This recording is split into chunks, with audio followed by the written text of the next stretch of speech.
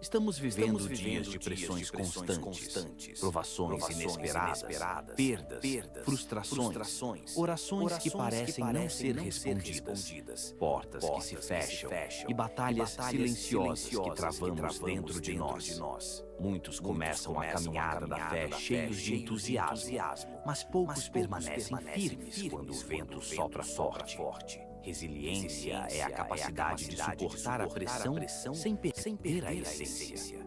No mundo, ela é vista como força emocional. Na fé, ela é perseverança sustentada pela confiança em Deus. Ser resiliente não é não cair, é cair, levantar, continuar crendo e não abandonar o propósito. A Bíblia não promete ausência de lutas, mas nos garante presença de Deus nas lutas. José foi traído, mas permaneceu fiel. Jó perdeu tudo, mas não perdeu sua fé. Davi foi perseguido, mas não desistiu do chamado. Paulo foi preso, Davi foi perseguido, rejeitado, não desistiu, continuou pregando. Todos eles tinham algo em comum. Não negociaram sua fé diante da dor. A verdadeira maturidade espiritual nasce quando aprendemos que todos eles tinham algo, não apenas milagres. As crises moldam nosso caráter, a pressão produz crescimento. A verdadeira resiliência cristã é continuar adorando quando não entendemos, é continuar servindo quando estamos cansados. Deus usa processos, não apenas do milagre. Tudo parece perdido. As crises moldam o nosso vence. Boa noite, família! A graça e a paz do Senhor Jesus, amém, queridos? Quantos vieram dispostos hoje a ouvir a palavra de Deus e a colocar em prática na sua vida? Diga amém. Diga glória a Deus. Abra a sua Bíblia, por favor, em Números, capítulo 14, versículos 7 e 8.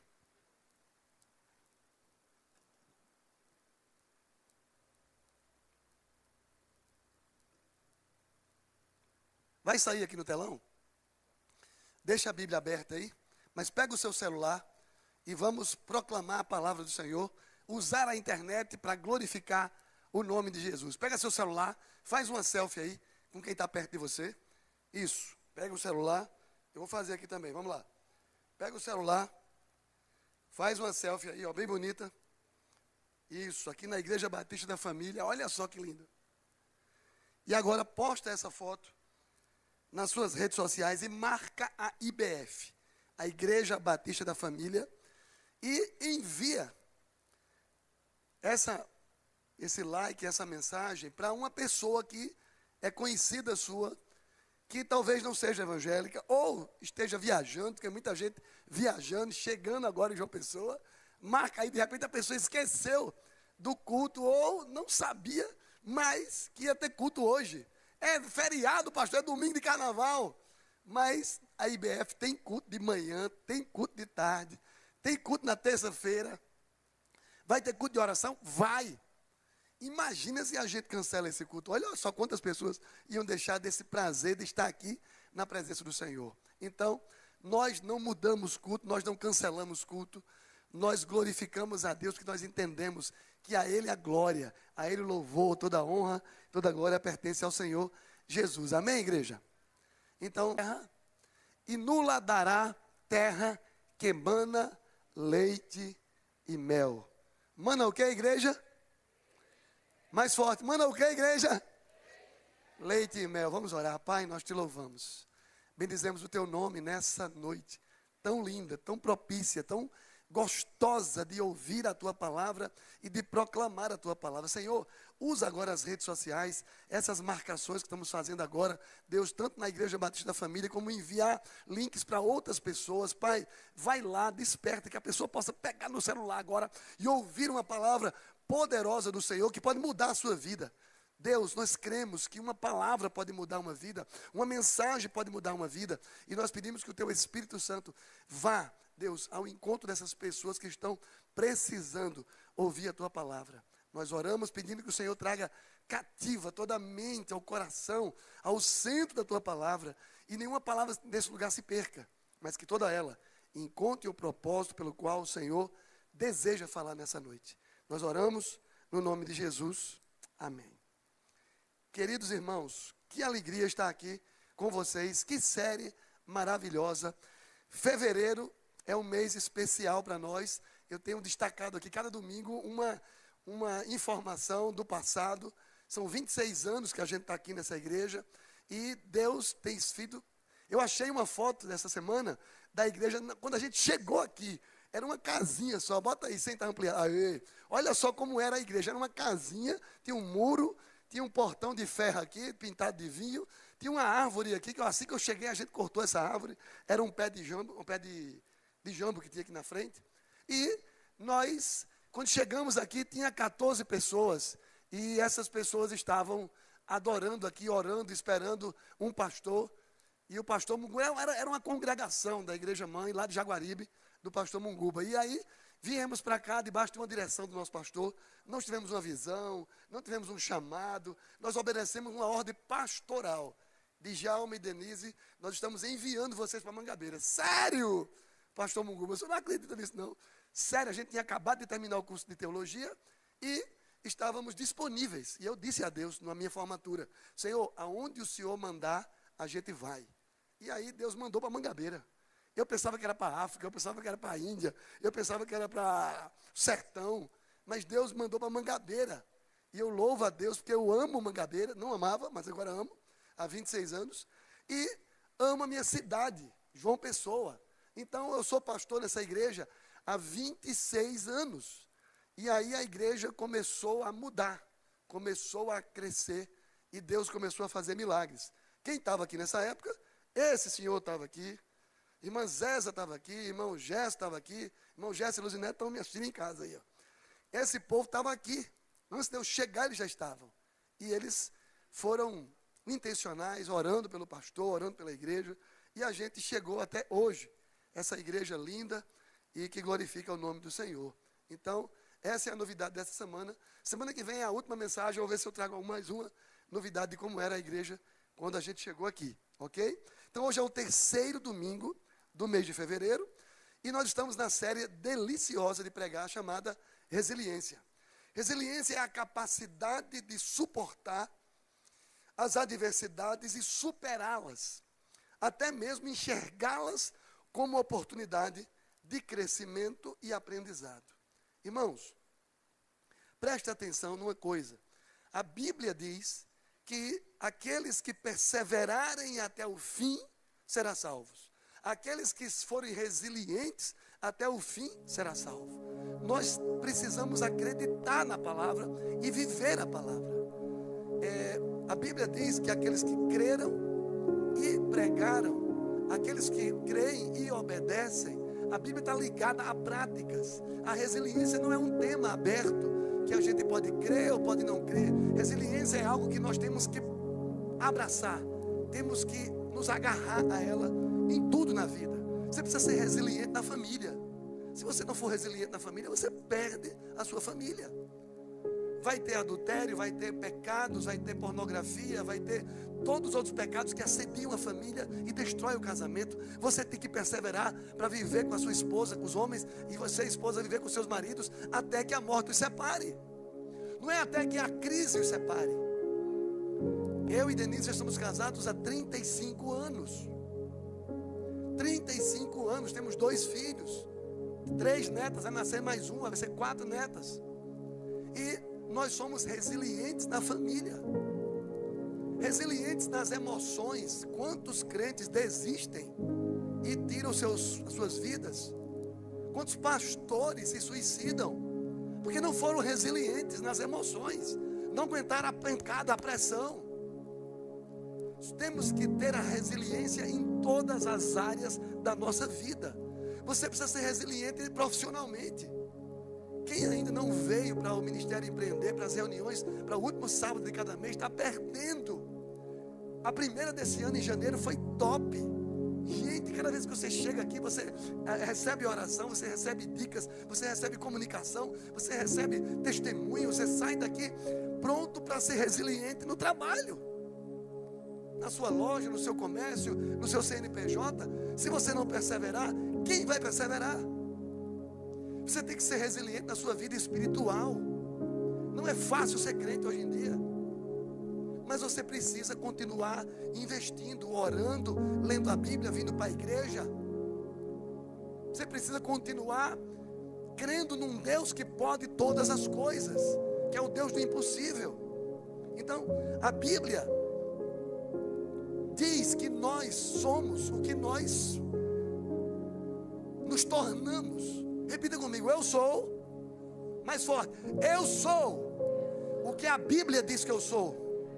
Eu tenho o que a Bíblia diz que eu tenho. E eu posso o que a Bíblia diz que eu posso. Se você acreditar na palavra de Deus, acreditar num Deus que pode todas as coisas, irmãos, Deus ao longo da história vem se revelando a pessoas perseverantes. Ou você acha que foi fácil para os patriarcas, por exemplo? A Bíblia fala que ao longo da história Deus usa pessoas, homens e mulheres resilientes. A Bíblia registra períodos da história, tais como o período patriarcal, que é o período dos patriarcas, homens, Abraão, Isaac, Jacó, José, foram homens extremamente resilientes das suas épocas.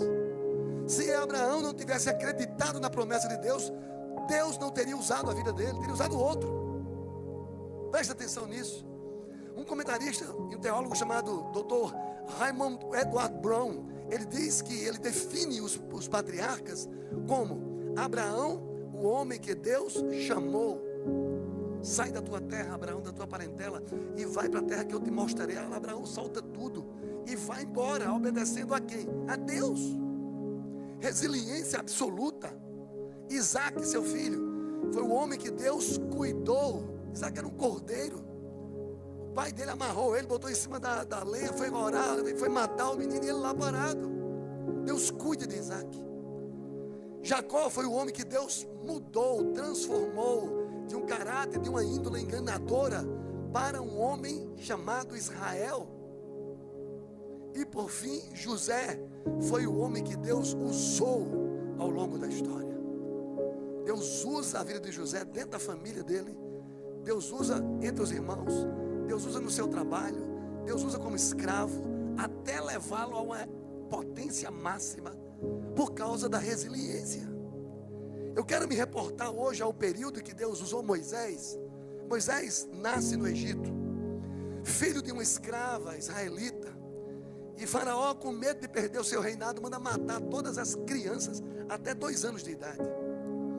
E a ideia da mãe de Moisés foi que ela pegou a irmã dele e botaram ele no Moisésinho, botou ele no rio, e a filha de Faraó acha aquela criança e traz, e manda ela ser alimentada pela própria mãe. A irmã de Moisés estava lá: olha, se a senhora quiser, eu tenho uma ama de leite que pode cuidar desse bebê. Era a própria mãe dele. Moisés foi criado com a autorização de Faraó, cresceu na educação egípcia, se torna um aprendiz de Faraó, e lá ele acidentalmente mata um egípcio, e ele foge com medo. 40 anos se passam, ele casa, tem filhos, e Deus chama Moisés numa sarça ardente e diz: Moisés, volta lá no Egito e liberta o meu povo que está há 420 anos numa escravidão. Eu ouvi o clamor do meu povo. Você pode dizer amém aí, irmãos? De repente está passando uma luta e você acha que Deus não está ali ouvindo. Deus ouve o clamor. E aí Deus levanta Moisés, e ele vai lá, mesmo que Moisés diz: Senhor, olha, eu não posso, eu sou gago, eu não tenho como. Faraó não vai liberar aquele povo de jeito nenhum, é um império, Senhor. Mas ele vai lá debaixo de uma obediência. E Deus usa a vida de Moisés. 10 pragas do Egito, Deus desentroniza todos os deuses do Egito. E esse Moisés sai com mais de 5.000 pessoas, homens, fora mulher, criança, animais. E esse povo caminha 9 meses. E chega na terra prometida, chega na porta da terra prometida. E aí, por causa de uma decisão, vou fazer uma série ainda com esse tema, decisões. Que a decisão que você tomar errada, você se ferrou. A decisão que você tomar errada, você vai colher fruto da sua vida inteira. Eu louvo a Deus porque há 26 anos atrás, eu ouvi o meu pastor. Djalma, você vai para Mangabeira. Sim, pastor, pode contar com a gente. Eu sempre fui o crente lagartixa. Pastor, pedia agora. O que é que o senhor manda? Diga aí. É para tirar essas cadeiras para trabalhar? Bora. É para fazer isso aqui? Bora. É para tirar goteira? Bora. Deus usa pessoas disponíveis e não necessariamente pessoas desocupadas. E há 26 anos que eu estou vivendo o sobrenatural de Deus nesse lugar, aprendi a ser resiliente com a minha própria vida. Por isso essa série não é só um tema, essa série é uma história de vida por trás disso. Presta atenção nisso. Moisés chega na porta da terra prometida, para ele ter resolvido tudo ali. Se ele tivesse ouvido Deus, se ele tivesse obedecido Deus. Mas Moisés chega lá e ouve os espias. 10 dizem, não vai dar certo. Mas Josué e Caleb são diferentes e é o alvo da nossa resiliência dessa semana. Quando os espias retornam, olha o cenário que eles encontram. Deixa a sua Bíblia aberta, por favor. Em Números 14, de 1 ao 12, eu vou fazer uma exposição agora do capítulo inteiro. Preste atenção nisso, por favor. Volte os seus olhos aí para a sua Bíblia. Não precisa colocar aqui no telão, só na sua Bíblia mesmo. Vá vendo aí. Versículo 1. Levantou-se, pois, toda a congregação, gritou em alta voz, e o povo chorou aquela noite. O povo fez o que, irmãos? Chorou. O povo se desesperou. O povo não confiou em Deus. Por quê, pastor Djalma? Porque esse povo ouviu a voz dos espias, ouviu a negatividade dos espias, ouviu aqueles homens que só contaram dificuldades. Presta atenção nisso.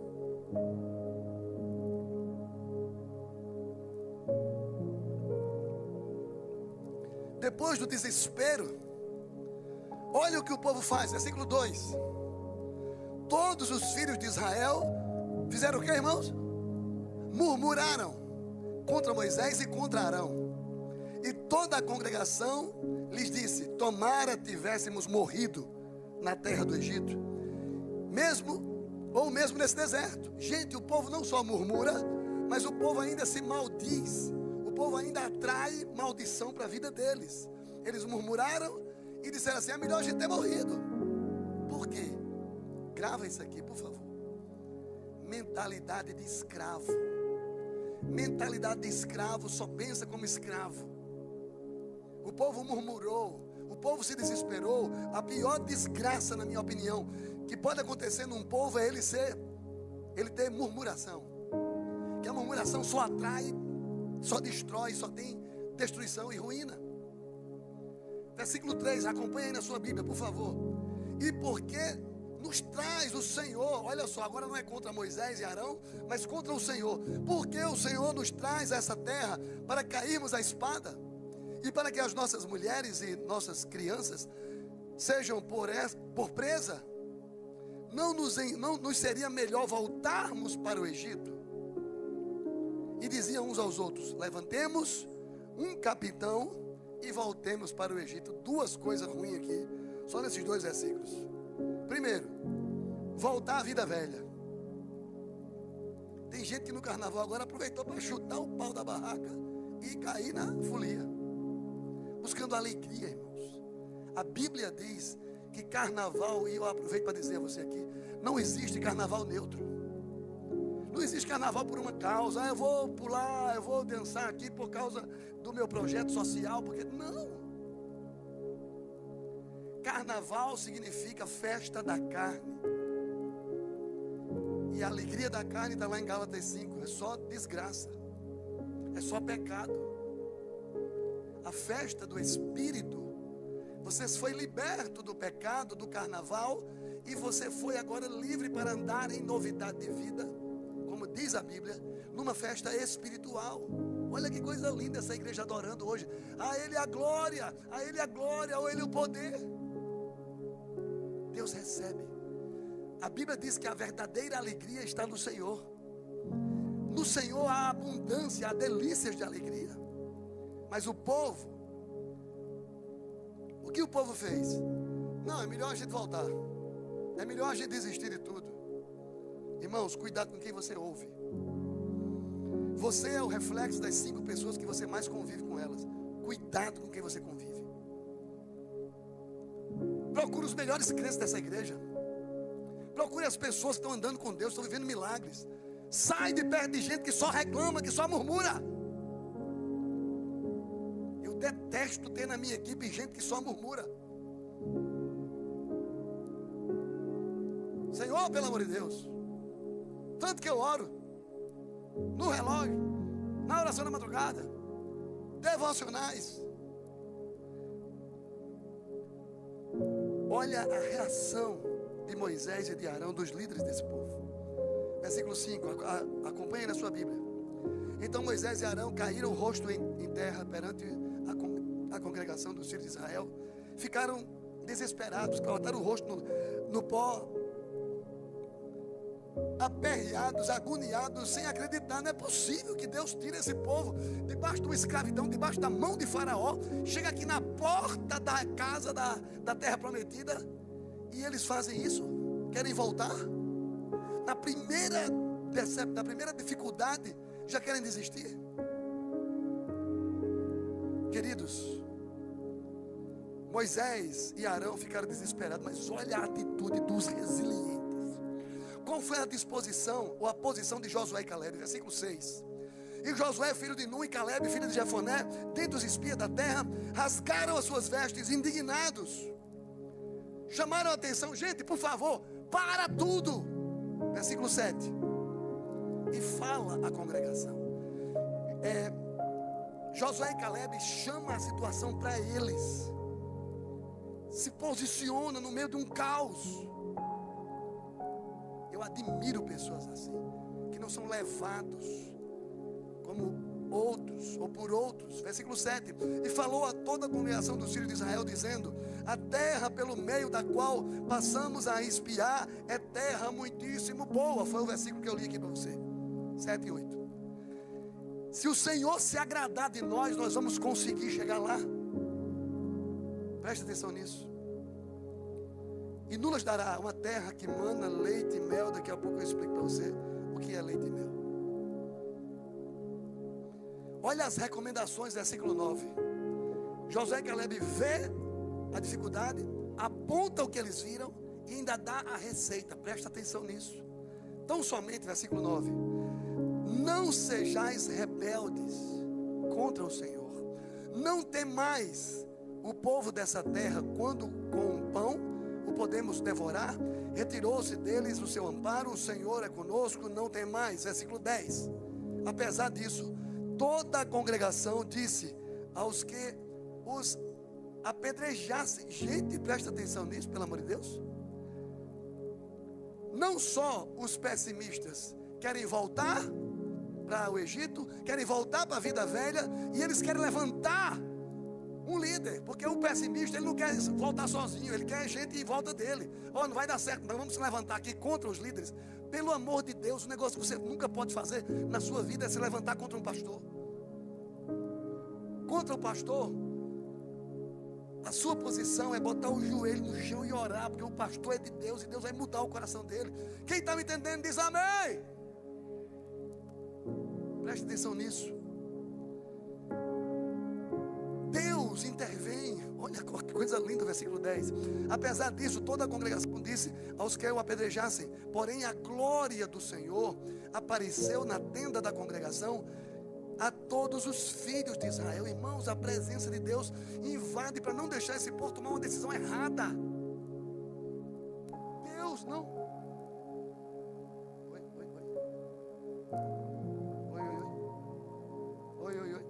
Estão me ouvindo? Deve ter sido meu retorno.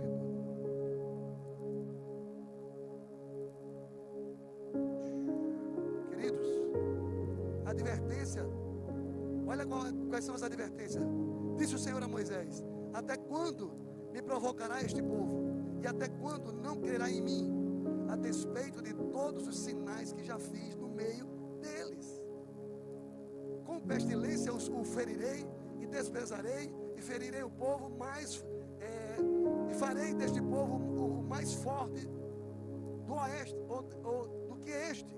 Josué abençoou e deu a Caleb, filho de Jefoné, Hebrom por herança. Deus honra aqueles que nele creem, aqueles que nele acreditam. Deus honra pessoas e presenteia. Deus dá presentes, Deus honra a sua fé. Para Caleb ele deu uma cidade, Hebrom, até os dias de hoje. Olha no versículo 14, o que é que diz aí, por favor. Portanto, Hebrom passou a ser de Caleb, filho de Jefoné, o quenezeu,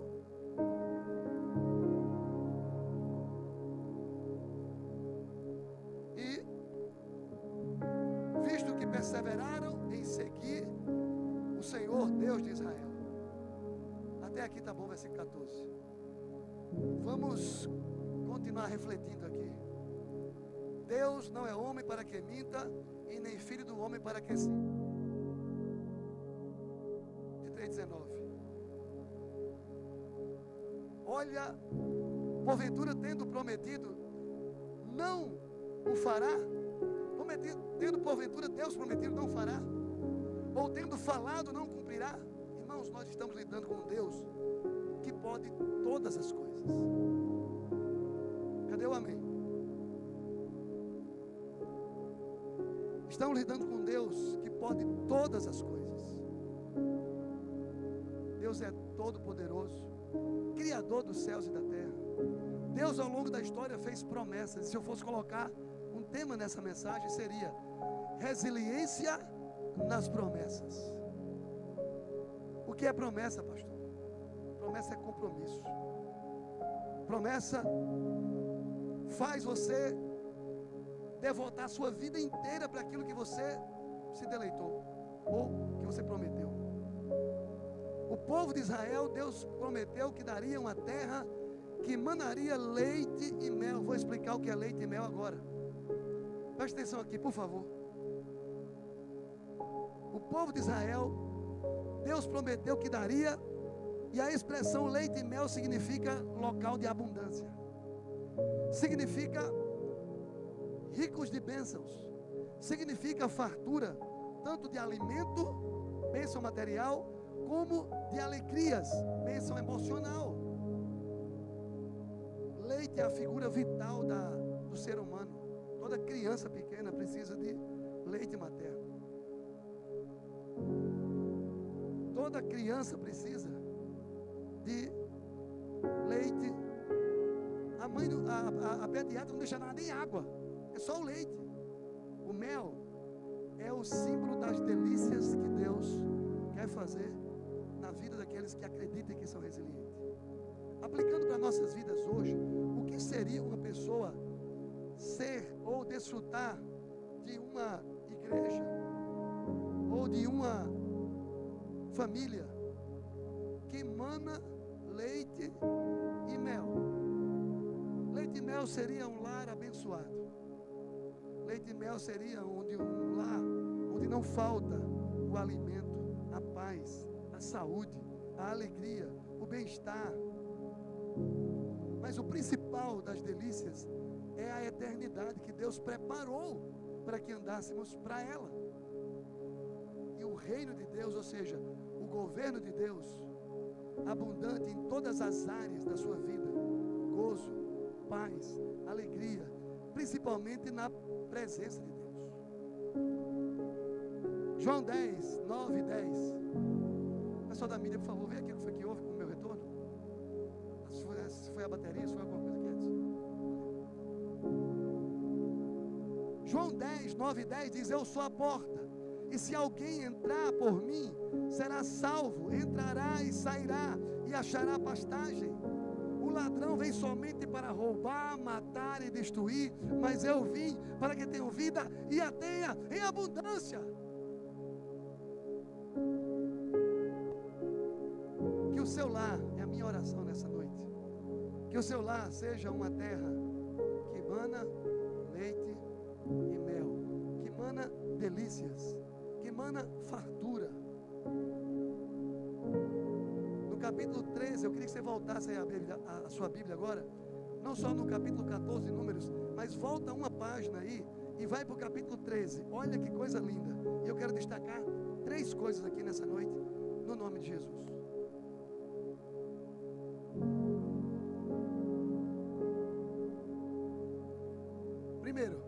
Repete comigo assim. O crente resiliente não teme, não tem medo das promessas de Deus na sua vida. Preste atenção nisso. O medo, irmãos, o medo ele paralisa, o medo ele estagna. Se há 26 anos atrás eu desse lugar ao meu medo, eu não estaria aqui. O medo, ele para. O medo traz perturbação, angústia, traz risco, ameaça, e imaginações de pânico, de cegueira, de paralisação. Tem gente que paralisa com medo. O povo de Israel, com 9 meses de caminhada, teve medo, e por causa disso, da decisão errada, eles andaram mais 39 anos e 3 meses. Mas mesmo assim, Deus ainda continuou com aquele povo, por causa da sua misericórdia. Deus fez esse povo andar e trouxe alimento para eles. Deus trouxe alimento caído do céu, McDonald's descido do céu na hora. Deus trouxe para eles. Valeu, obrigado.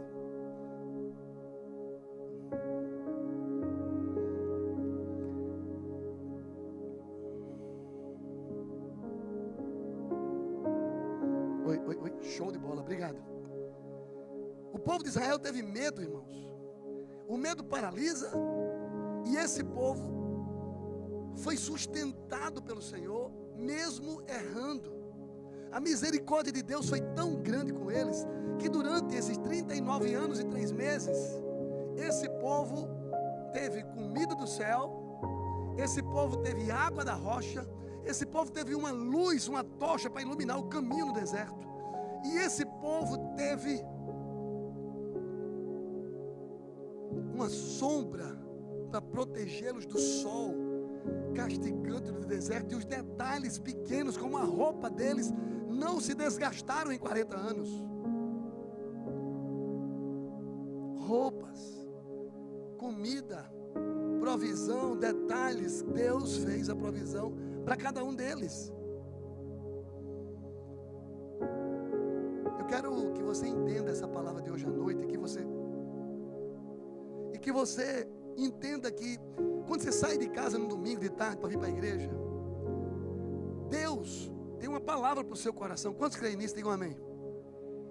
Quando você sai de casa, que senta aqui nessa cadeira, você começa a ouvir a palavra de Deus, você precisa se focar nessa palavra. Não perca tempo com o celular, não perca tempo conversando com as pessoas, não se distraia, porque Deus quer falar com você, porque hoje à noite milagres podem acontecer na sua vida. Chaves podem ser viradas na sua vida por causa de uma palavra. Deus disse a Abraão: Abraão, sai da tua terra e da tua parentela. E Abraão obedeceu, e a vida dele mudou.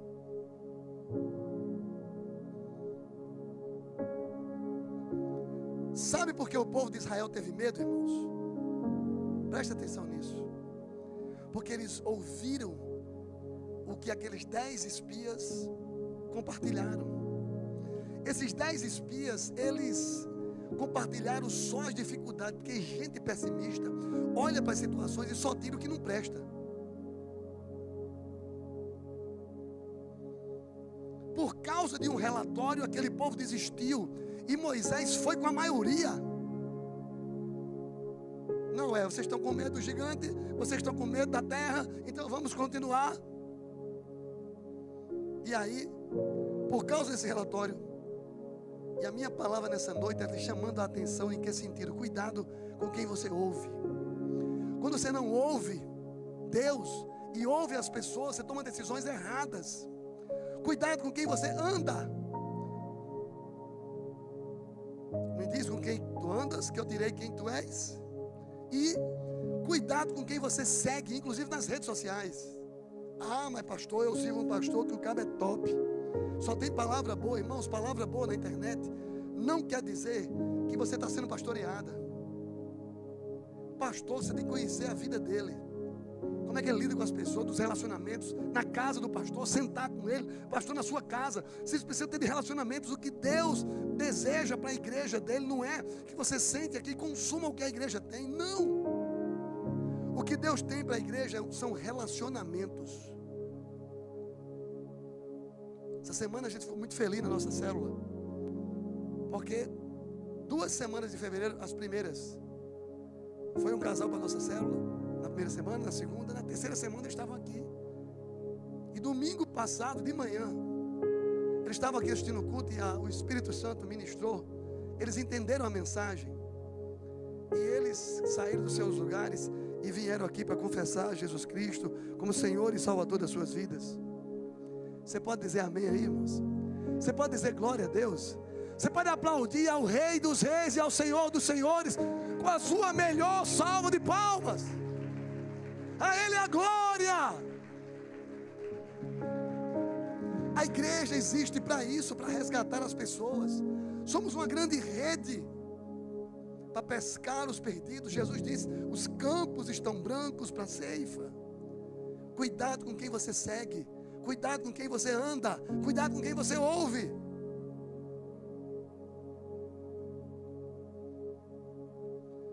Números capítulo 13, vamos continuar agora.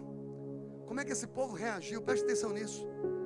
Números 13, volta uma página aí, versículo 25 ao 33, diz o seguinte: ao cabo de 40 dias, voltaram a espiar a terra, caminharam e viram a Moisés e Arão e toda a congregação dos filhos de Israel no deserto de Padã e de Cádiz. Disseram-lhes contra eles e toda a congregação, mostraram-se o futuro da terra. Relataram a Moisés, disseram: fomos, olha só o que é que os 10 espias disseram: fomos à terra que nos enviaste e verdadeiramente ela manda leite e mel. Este é o fruto da terra. Agora cuidado com os pessimistas. Versículo 28. O povo, porém, que habita nessa terra, começaram a destacar as dificuldades.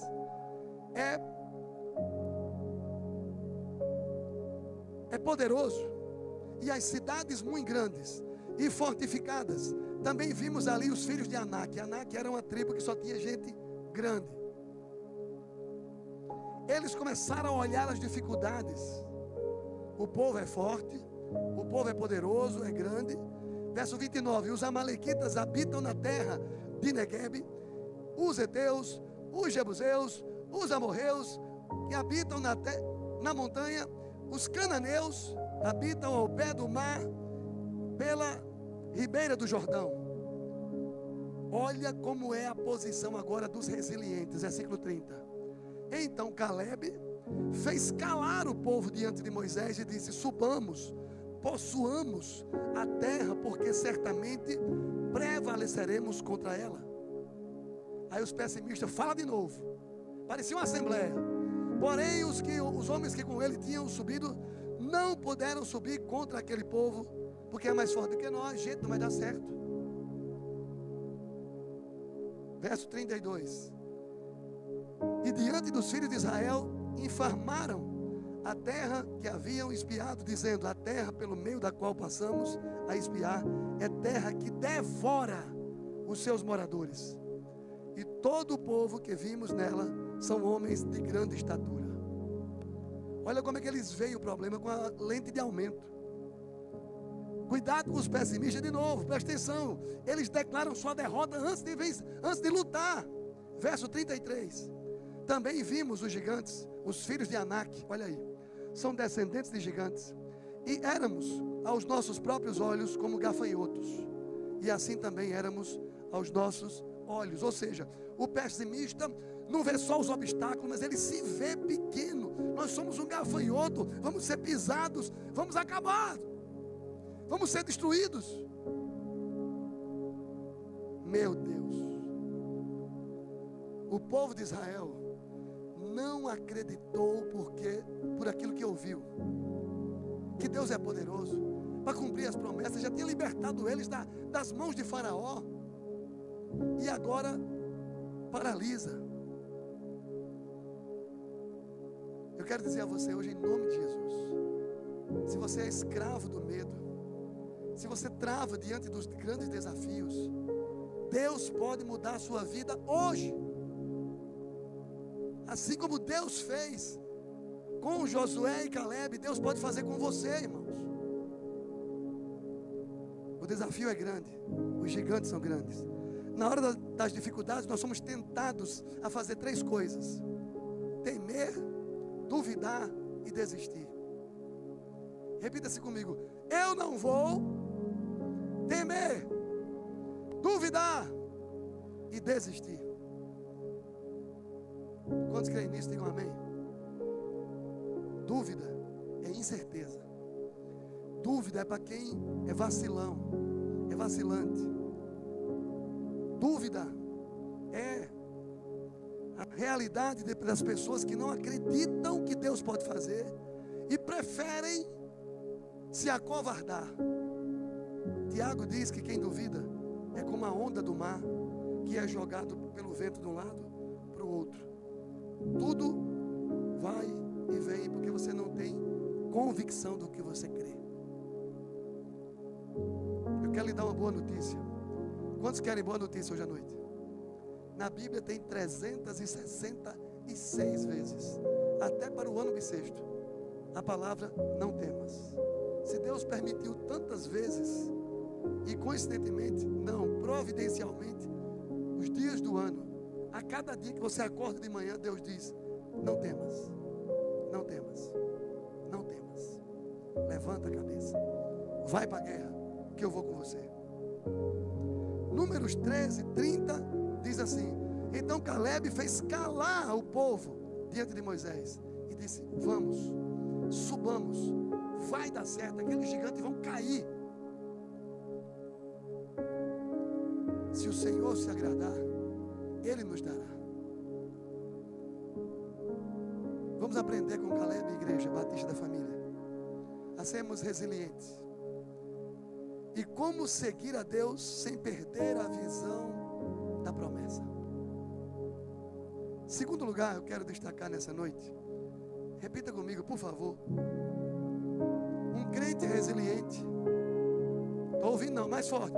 Um crente resiliente não murmura, porque a murmuração pode atrapalhar as promessas de Deus na sua vida. Se você sair daqui hoje com o propósito de parar de murmurar, irmãos, sua vida melhora 90%. O povo murmurou em Números 14, de 1 a 4. Levantou-se toda a congregação, murmurou todo mundo, quis voltar para o Egito e quis levantar um líder. O povo de Israel tirou os olhos de Deus e colocou nas circunstâncias. Todas as vezes na história, cadê o povo da mídia que faz os vídeos aqui? Essa dá para ir para a internet. Todas as vezes na história que você tira os olhos de Deus e coloca nas circunstâncias, você afunda. Foi assim em todo o Antigo Testamento. Todas as vezes que o povo se desconcentrou, parou de crer, parou de cultuar, parou de fazer holocaustos, eles desceram. O povo de Israel rebelou-se contra a sua liderança. Irmãos, guarde isso. Quem crê nas promessas de Deus não pode olhar e nem ser amigo da dúvida. Quem crê nas promessas de Deus não pode paquerar com a incredulidade. Quem crê nas promessas de Deus não pode vacilar. Você precisa estar conectado com os céus. Por que é mais fácil viver uma vida desordenada, relaxada, sem compromisso? Porque a sua carne gosta disso. Sua carne gosta de preguiça, de dormir, de não trabalhar.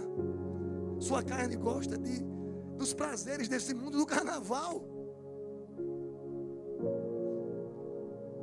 Terceiro e último lugar, repita comigo: um crente resiliente não teme a falta de fé, porque a falta de fé pode atrapalhar as promessas de Deus na sua vida. Hebreus 11 vai dizer que a fé é o firme fundamento das coisas que você espera e a convicção dos fatos que você não vê.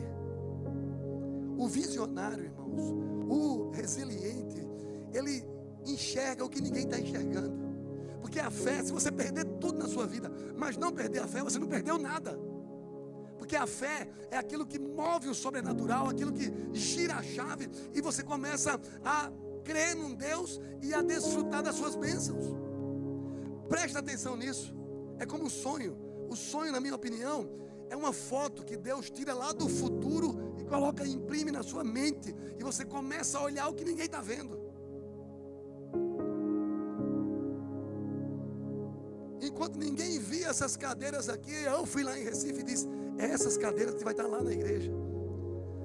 Enquanto ninguém via essa parede quebrada, essa igreja ampliada, eu já estava vendo: Senhor, o Senhor está fazendo isso aqui, o Senhor vai prover cada detalhe. Deus mostra, Deus revela. Nessa terceira abordagem, eu quero citar o exemplo de Abraão, por exemplo. Porque falar de fé na Bíblia e não citar Abraão, para mim, não ficou bem falado. Deus prometeu a Abraão que ele seria pai de uma grande nação. A Bíblia diz que Abraão creu contra a esperança. Sabe o que é isso?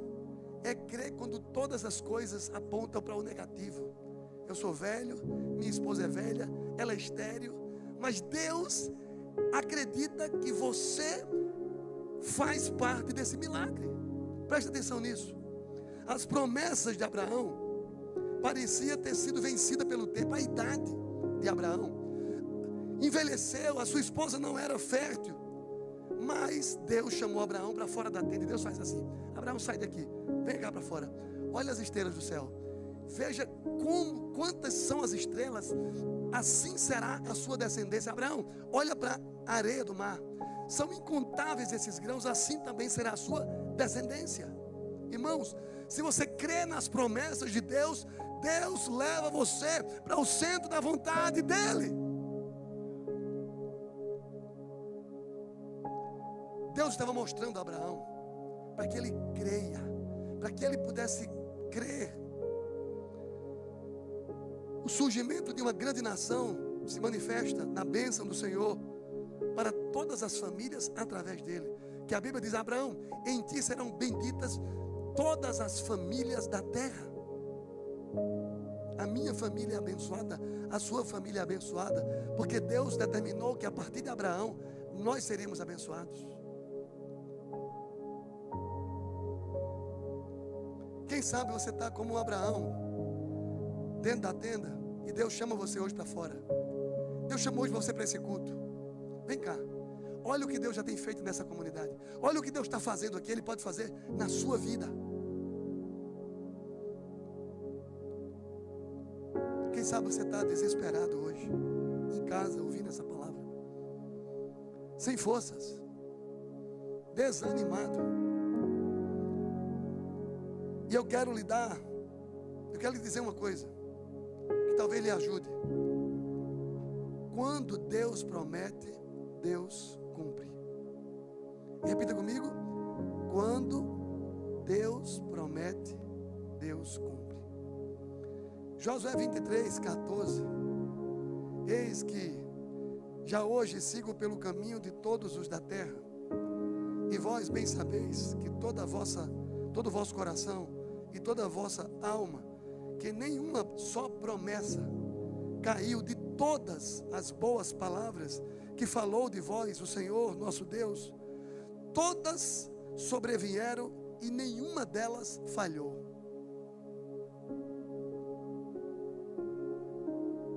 Tudo o que Deus fala, Deus cumpre. Quarto e último lugar, repita comigo: a falta de perseverança, a falta de resiliência atrapalha as promessas de Deus na sua vida. Toda promessa passa pelo teste do tempo. Eu estou aqui nessa igreja há tantos anos e nunca aconteceu nada. Talvez seja porque você não está preparado ainda. Talvez seja porque você não venceu as etapas que Deus quer que você vença. Talvez você se pegue ainda não acreditando naquilo que Deus tem para você. E aí as coisas só acontecem no tempo de Deus. E é bom quando Deus pega a gente e bota a gente na prateleira assim, ó, como vinho, para ser apurado. Quem está me entendendo diz amém?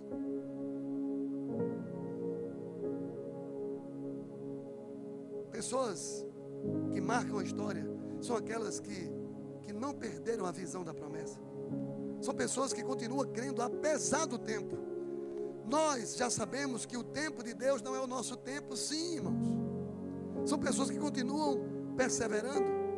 E perseverança, resiliência é a marca de cada crente que acredita na promessa. Olha o que é que o Salmo 40 diz. Esperei confiantemente pelo Senhor. Ele se inclinou para mim e me ouviu quando clamei por socorro. Eu não sei como é que você está hoje. Eu não sei como é que está a sua fé. Eu não sei como é que está a sua resiliência. Mas uma coisa é certa. Deus trouxe você aqui para ouvir essa palavra hoje à noite. E você tem o poder da decisão. Você pode acreditar no que Deus vai fazer. Acreditar na palavra de Josué e Caleb que pode. Ou você vai acreditar na palavra dos 10 espias, que é muito difícil, que é impossível, que você é um gafanhotozinho, que vai ser destruído. Romanos 5:3, Paulo diz aos romanos: não somente isto, irmãos, mas também nos gloriamos nas próprias tribulações, sabendo que a tribulação produz perseverança. Efésios 6:18, com toda oração e súplica, orando em todo tempo no Espírito, para isso vigiando com toda a perseverança, toda a resiliência, a súplica por todos os santos. E Hebreus, o autor aos Hebreus 12:1 diz: portanto também nós, visto que nos tempos rodeados de uma tão grande nuvem de testemunhas, desembaraçando-nos de todo o peso e do pecado que tenazmente nos assedia, corramos com perseverança, corramos com resiliência a carreira que nos está proposta. Quem está me entendendo diz amém aí, irmãos. Se Deus está ministrando ao seu coração.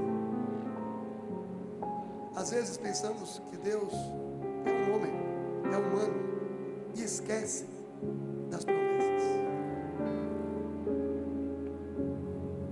Quando Deus promete, Deus cumpre. E Ele trouxe você hoje aqui para deixar isso claro na sua vida. Aquilo que eu prometi na sua vida, eu vou cumprir.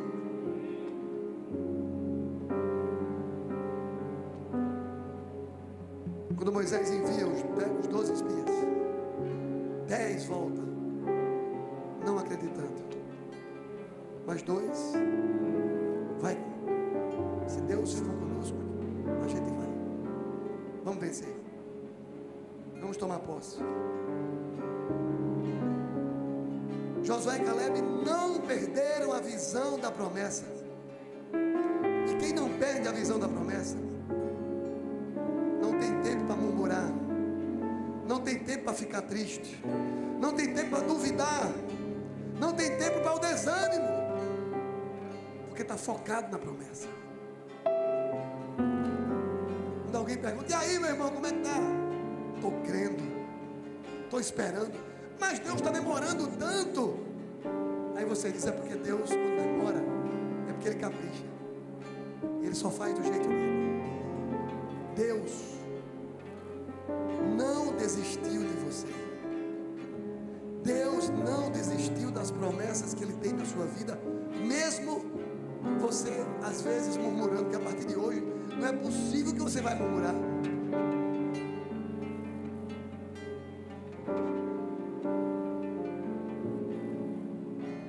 Como é que você está, irmão? Estou crendo, estou esperando, estou perseverando.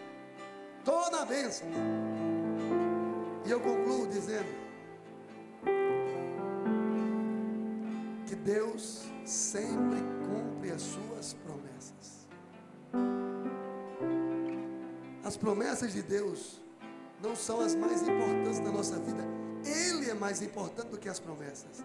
Mas as promessas é uma consequência do seu relacionamento com Ele. Quem está me entendendo diz amém.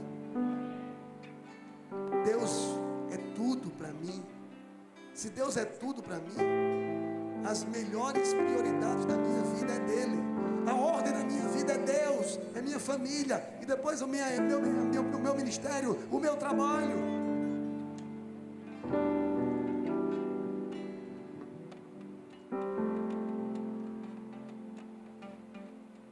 Eu vou ser um mordomo fiel, um discípulo amoroso, que crê nas promessas.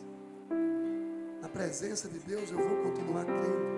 E a Bíblia diz que Deus é Deus nos dias bons e nos dias maus.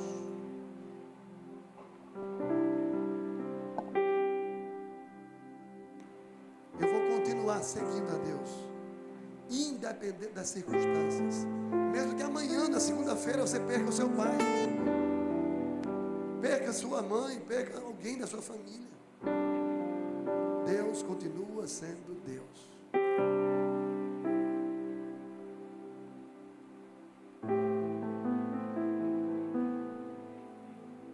Baixe a sua cabeça, feche seus olhos. Nós vamos cantar essa canção. E se você crê no Deus que nós cantamos essa canção, ou nessa canção que nós vamos cantar, quando você entender essa palavra de hoje, e quando você entender a música que nós estamos cantando, se você não perdeu a visão da promessa, ou se essa palavra foi para o seu coração hoje, a primeira atitude que você deve ter é se levantar na hora que você entendeu que Deus está falando através dessa música. E quando você se levantar, você levanta suas duas mãos para os céus e declara, e torna essa música uma oração. É a primeira reação que você vai ter hoje à noite.